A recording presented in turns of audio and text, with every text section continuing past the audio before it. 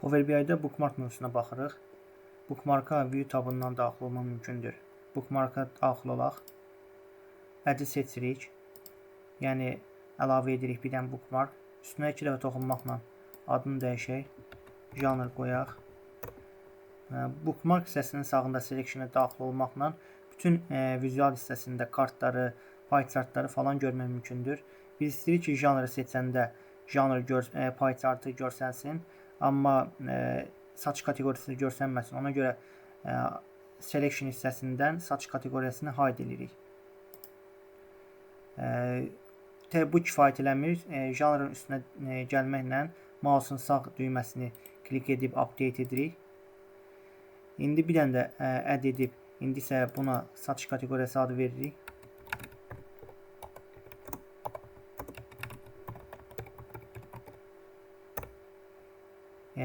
Burada indi saç kateqoriyasını göstəririk, hide'dən çıxardırıq. İndi isə janrı hide edirik. Yenə saç kateqoriyasının üstünə mouse'un sağ düyməsini basıb update edirik. Amma bir dənə məqam var ki, mouse'un sol düyməsini basıb update eləmək lazım deyil. Onda dəyişiklik yoxa çıxır.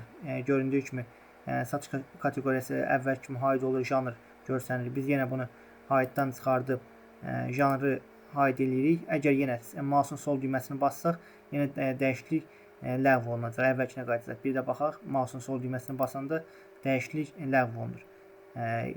Yenə saç kateqoriyasını göstəririk. Janrı hide edirik. Mouse'un sol düyməsini basmadan mouse'un sağ düyməsini basıb update edirik. Yaddaşa verilir, yaddaşda qalır. Üçüncü isə ümumi göstərəcəyik. Bütün hamısı görsənsin. Add edib ümumi göstəririk.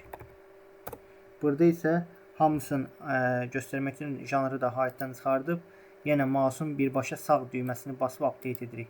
İndi isə biz insert tabından buton hissəsindən düymələr gətirib blank seçirik. Bura janr adını verək. Bunun üçün sağ tərəfdə style hissəsində teksti aktiv edirik. Bura janr yazaq. Bold edək. Ölçüsü də 12 olsun. Bunu style bağlayıb action'ı aktiv edirik, off-dan on edirik. Type hissəsindən bookmark'ı seçirik. None hissəsindən, yəni janra bookmark'ın janrını əlavə edirik, əlaqələnsin. İndi bir dənə də buton seçirik. Blank'i daxil olaq. Yenə burada style hissəsindən teksti aktivləşdirib buna da saç kateqoriyası yazaq. Bunu da bold edək. 12 edək. Action'ı aktivləşdiririk. Burada bookmark'ı seçirik type hissəsindən. None'ı, yəni burada saç kateqoriyası bookmark'ını seçib. Üçüncü isə ümumi bir dənə buton yaradaq, blank'i gətirək. Yenə burada style hissəsindən teksti aktivləşdirib adına ümumi qoyaq.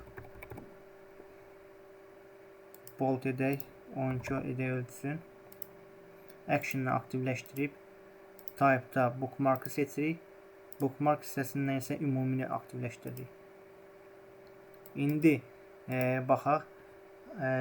Biz burada seçmək üçün tək enter istifadə eləməyəcəyik. Ctrl enter istifadə eləməliyik. Baxın, üstünə gələndə göstərir. Ctrl klik. Ctrl enteri basanda Ctrl mouse'un sol düyməsi, enter yox. Mouse'un sol düyməsini basanda bizə janrı göstərir. Saçı görmək üçün Ctrl mouse'un sol düyməsini basırıq, saçı görə bilirik. Ümumi hamısını görmək üçün isə Ctrl ümumini basırıq, ümumi hamısını görə bilirik. Bu qədər.